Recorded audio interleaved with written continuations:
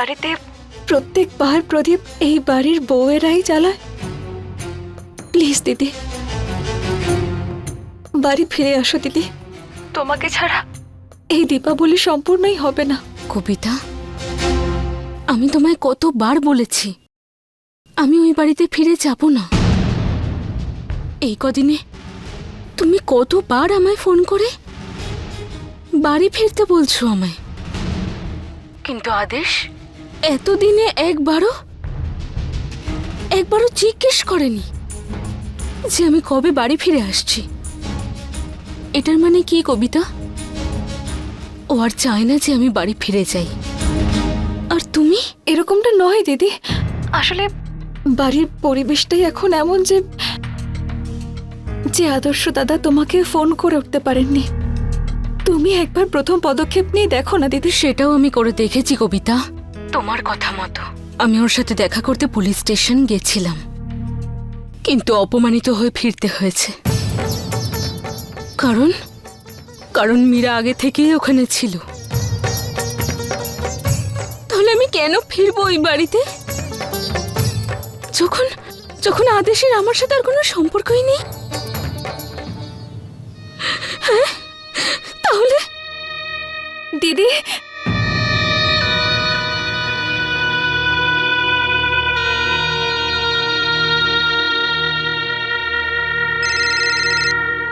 কবিতা কেন আমায় বিরক্ত করছো? আমি বললাম তো তোমায় ওই বাড়িতে আমি আর ফিরবো না। যা, এবার তাহলে তুমি আসল বিষয়টা বুঝতে পেরেছ। এমনিও আদর্শও চায় না যে তুমি ওই বাড়িতে আর ওর জীবনে আবার ফিরে আসো। তোমার সাহস কি করে হয় আমায় ফোন করার? ওয়েল, আমিও তোমাকে ফোন করতে চাইছিলাম না, কিন্তু আজকে আমি তোমাকে ফোন করলাম কারণ আদর্শ জানতে চাইছে যে তুমি ওই ডিভোর্স পেপারে সাইন করে কবে ফেরত দিচ্ছ। বিরক্ত হয়ে গেছো তোমার উপরেও আর এই সম্পর্ক নিয়েও। মুক্তি চাইও ওই সম্পর্ক থেকে, মুক্ত করে দাও ওকে। হ্যাঁ, এই দীপাবলিতেই ওকে মুক্তি দিয়ে দাও। করে ফেলো যাও চাইছে।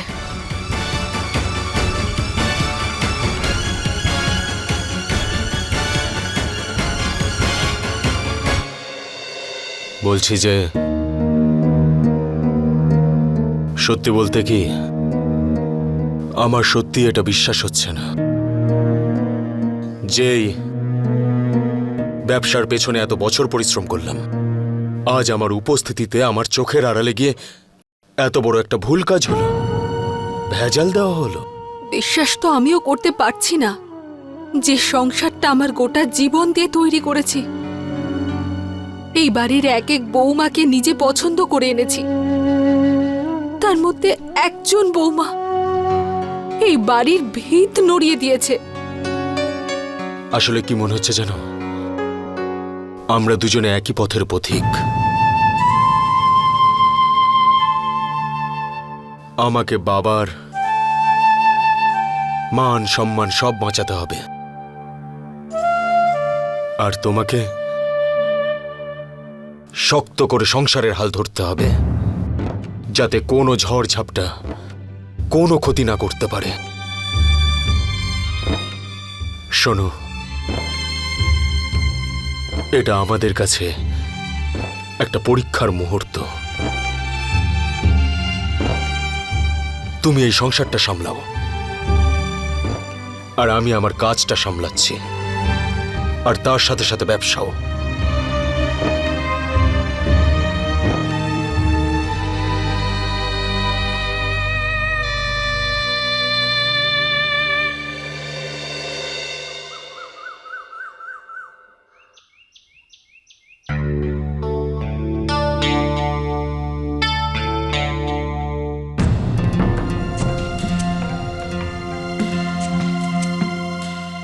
নন্দ কাকা, নন্দ কাকা, আগে মালকিন, এই প্রদীপগুলো কে রেখেছে? আগে ও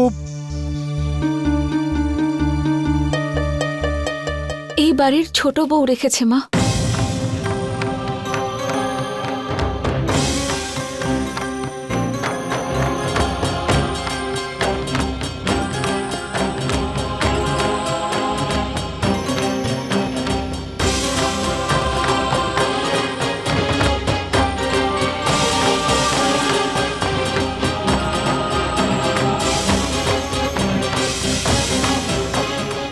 দীপাবলির শুভেচ্ছা আপনাকে মা। ভগবান করুন যেন এই দীপাবলি যেন আমাদের এই পরিবারকে আনন্দে ভরিয়ে দেয় আর দুঃখ অনেক দূরে চলে যাক। মা, আমার বিশ্বাস আছে যে এই প্রদীপগুলোর আলো আমাদের পরিবারকে এতটা আলোকিত করবে যে কোনো বিপদই আমাদের পরিবারের কোনো ক্ষতি করতে পারবে না। মা, কাল রাতেই আমার গরিমা দিদির সাথে কথা হয়েছে। দিদি চলে আসবে আজকে। ব্যাস আবার শুরু হয়ে গেল। বড় মায়ের পায়ে তেল দেওয়া ছাড়া আর কোনো কাজ নেই অসভ্য মেয়েটার। নির্লজ্জ একটা। আমি ভালো করে জানি মা যে আপনি আমার উপর খুব রেগে আছেন, কিন্তু এটা এই বাড়িতে আমার প্রথম দীপাবলি। আমাকে অন্তত এটুকু অধিকার দিন যে আমি যেন আমার প্রথম দীপাবলিতে এই বাড়িটাকে প্রদীপের আলোয় ভরে তুলতে পারি। প্লিজ মা।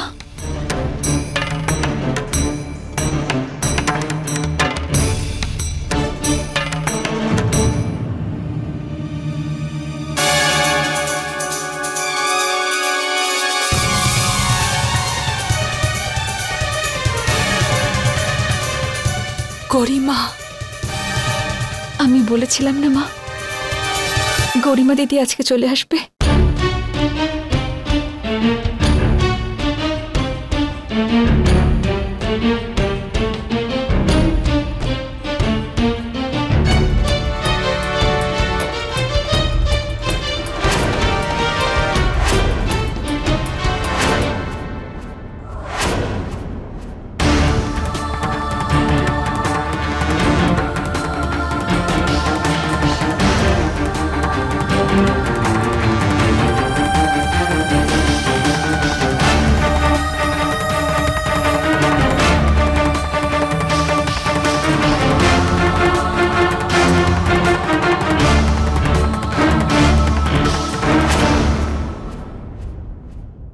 মুক্তি পেতে চাও না তুমি আমার থেকে?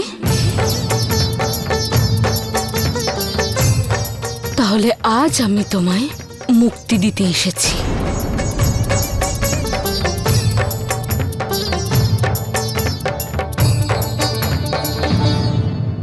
এই নাও ডিভোর্স পেপার, যা আমি সাইন করে দিয়েছি।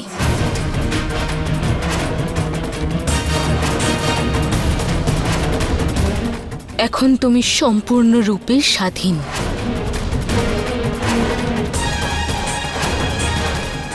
অনেক শুভেচ্ছা তোমায়।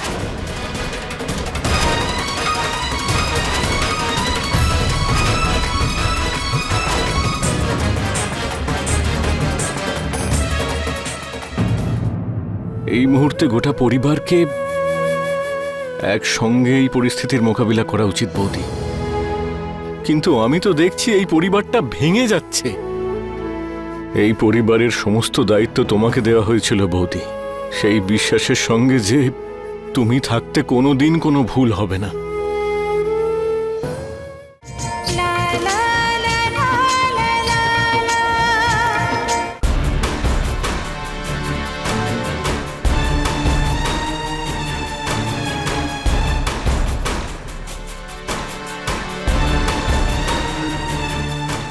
ডিভোর্স?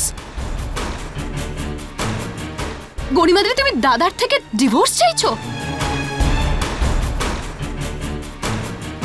গরিমা, তুমি এইমাত্র যা বললে, বলো সেসব মিথ্যে। আরে আমার শুনতে হয়তো কোথাও ভুল হয়েছে। না মা, এক্ষুনি আমি যা বলেছি সেগুলো সব সত্যি।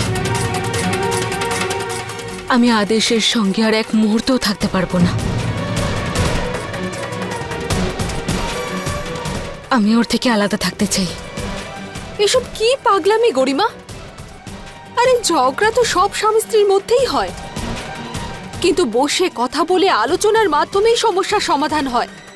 তাই বলে ডিভোর্স? দেখো, তোমাদের দুজনের মধ্যে যা হয়েছে সবকিছু শেষ করো, সম্পর্ক নয়। মা, সমস্যা এতটাই বেড়ে গেছে যে তার একটাই সমাধান, ডিভোর্স। এটা তোমার কথা নয় গরিমা। এই যে আমার সামনে দাঁড়িয়ে আছে সে আমাদের গরিমা নয়, অন্য কেউ। আরে আমি তো তোমাকে জানি। তুমি এসব কিছু রাগ করে বলছো। আমাদের সব থেকে বড়, সব থেকে গুণী, সংস্কারী বৌমা। আরে এরকম করা তো দূরের কথা, এরকম কথাই আনতে পারে না মনে। মা, আমি বাধ্য।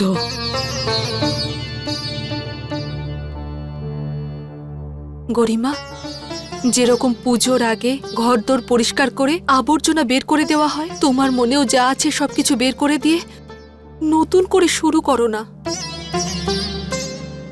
একটা নতুন প্রদীপ জ্বালাও। মা, এটাই পার্থক্য। বাড়িতে আর মানুষের মনে। যখন বাড়িতে কোনো জিনিস ভেঙে যায় তখন দীপাবলিতে আমরা নতুন নিয়ে আসি, কিন্তু যখন মানুষের মন ভেঙে যায় তখন পরিস্থিতি আমাকে বদলে দিয়েছে মা।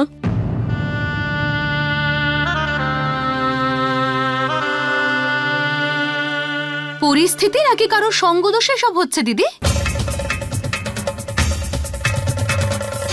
বড় মা একদম ঠিক বলেছেন। আমরা তোমাকে এত বছর ধরে চিনি, আর আজ হঠাৎ এসব। নিশ্চয়ই এসবের পেছনে অন্য কেউ আছে। অন্য কারোর বুদ্ধিতে চলছো তুমি।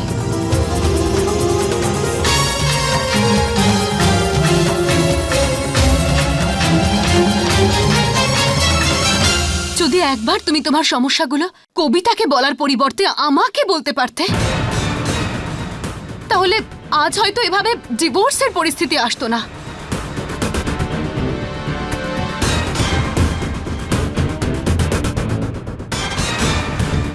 দিদি, তুমি সবাইকে বলতে চাইছো যে আমি গরিমা দিদিকে এসব কিছু করতে বলেছি? যখন তুমি মিডিয়ার সামনে দাঁড়িয়ে গোটা পরিবারের বদনাম করতে পারো, তখন তুমি তো সবই করতে পারো। দিদি, তুমি বড় আমার থেকে, আমি তোমায় কিছুই বলি না, কিন্তু তার মানে এই নয় যে তুমি আমাকে দোষারোপ করে যাবে। গরিমা দিদি, তুমি বলো না ওনাকে কিছু। আর তুমি তুমি এরকম কেন করছো? আরে কাল রাতে তো আমাদের মধ্যে কথা হয়েছিল। হ্যাঁ, তোমাদের কথা হয়েছিল। এই বাড়িতে একমাত্র তুমিই তো আছো যে জানতো যে আজকে গরিমা দিদি আসবে, আর একমাত্র তুমিই জানতে যে আজ দিদি কিসের জন্য আসছে।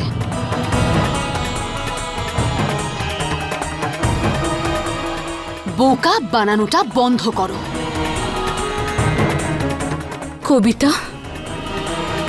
কবিতা কিচ্ছু করেনি, আরো এইসব বিষয়ে কিচ্ছু জানতো না।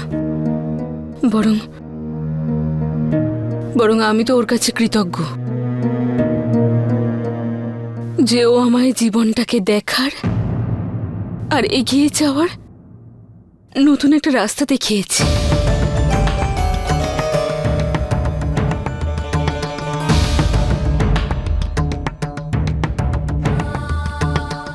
না দিদি, আমি এটা কখনোই চাইনি যে তুমি।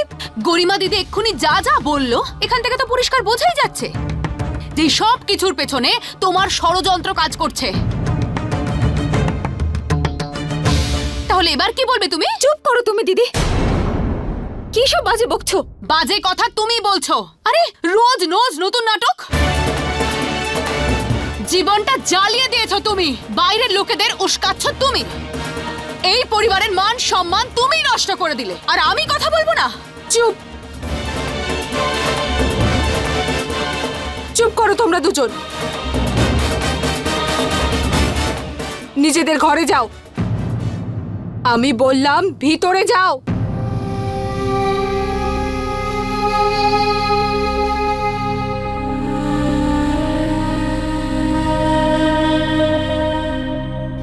আদর্শ, গরিমা, না না,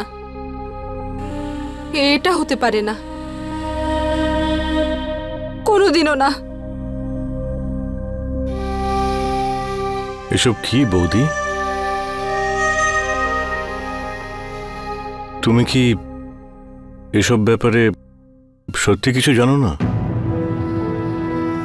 আদেশ আর গরিমার সম্পর্ক ভেঙে যেতে চলেছে। আর তুমি সে ব্যাপারে কিচ্ছু জানো না? বৌদি, আমাদের পরিবার খুব বড় বিপদের মধ্যে দিয়ে যাচ্ছে। এই মুহূর্তে গোটা পরিবারকে একত্রিতভাবে এই সমস্যার মোকাবিলা করা উচিত বৌদি। কিন্তু আমি তো দেখছি এই পরিবারটা ভেঙে যাচ্ছে, টুকরো টুকরো হয়ে যাচ্ছে। এই পরিবারের সমস্ত দায়িত্ব তোমাকে দেওয়া হয়েছিল বৌদি, সেই বিশ্বাসের সঙ্গে যে তুমি থাকতে কোনোদিন কোনো ভুল হবে না।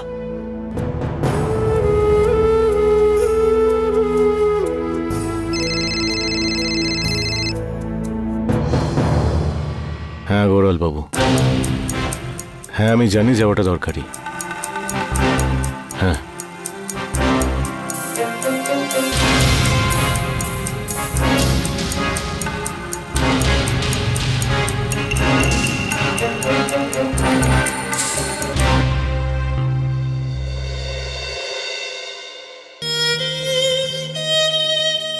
কাল রাতে তুমি আমাকে বলেছিলে না যে আমি সংসার সামলাবো আর তুমি বাইরের সব কাজকর্ম সামলাবে? আমার কথা বিশ্বাস করো, আমি সবকিছু সামলে নেব, কোনো ভুল হতে দেব না, আমি হতে দেব না।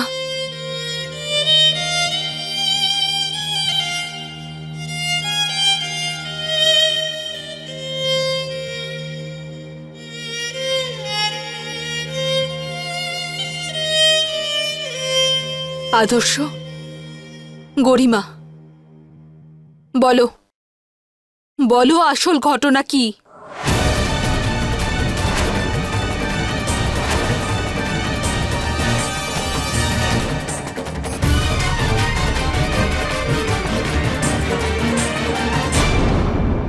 ওর সাথে আমি এইভাবে দম বন্ধ হয়ে বাঁচতে পারবো না।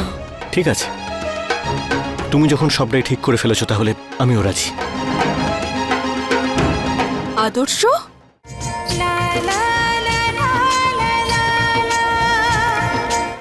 আদর্শ, কে এই মীরা? মা, গরিমা যেটা ভাবছে সেটা সেরকম কিছুই নেই। কেন সবাইকে ফালতু চিন্তায় ফেলছো গরিমা? আরে হেসে একটা মহিলার সঙ্গে দুটো কথা বলেছি বলে তার তুমি ভুল মানে করছো গরিমা? মা, ও শুধু আমার খুব ভালো বন্ধু, ব্যাস এটুকুই। বন্ধু? শুধু বন্ধু? আর না তো কি, আমি ওকে কি বিয়ে করেছি? আর শুধু এইটুকুর জন্য তুমি আমাকে ডিভোর্স দিতে চাইছো? মা, ও তো আমার সঙ্গে কথা বলা বন্ধ করে দিয়েছিল, আমার দিকে তাকাতো না, আমার খাবার দেওয়া বন্ধ করে দিয়েছিল, আমার জামা কাপড় আয়রন করা বন্ধ করে দিয়েছিল। হ্যাঁ বড় মা, আমি নিজের চোখে দেখেছি, আর আপনাকে তো বলেও ছিলাম আমি। আর আর এই সব করে তুমি কি প্রমাণ করতে চেয়েছিলে গরিমা? বলো এইসব মিথ্যে? ও নাও নাও মা, এবার তো কাঁদার নাটকও শুরু করে দিয়েছে ও। বলো গরিমা, আমি মিথ্যে বলছি? বলো যে তুমি আমার সঙ্গে এরকম ব্যবহার করোনি? বলো গরিমা, এটা মিথ্যে যে তুমি আমার সমস্ত কাজ করা বন্ধ করে দিয়েছিলে? বলো গরিমা। হ্যাঁ, এটাই সত্যি।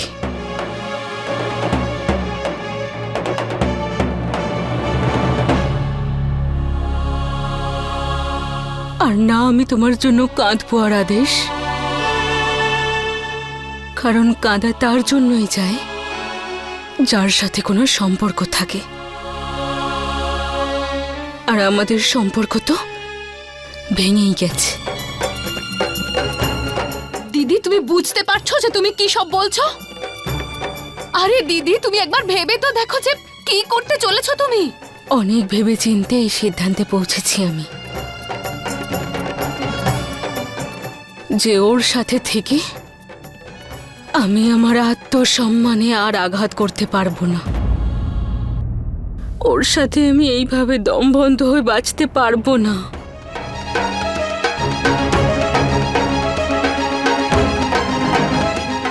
ঠিক আছে,